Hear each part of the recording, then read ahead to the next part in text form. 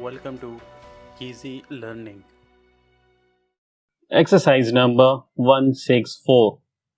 I know there is a variety of opinion, however, on almost all questions, and if there be any of my readers who doubt the benefit to be derived from such a study as I have referred to, and if they assert that, in their opinion, it would be a waste of time as well as money to procure such books, I ask them, for their own sake and for that for other people in their position who may look at the matter from their own view, to weigh the following points as carefully and as soon as they can.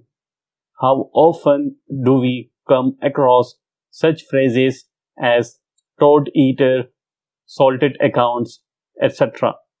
And though their meaning from their position in the sentence may be pretty clear, should we not have some difficulty in saying how they came to have their present signification?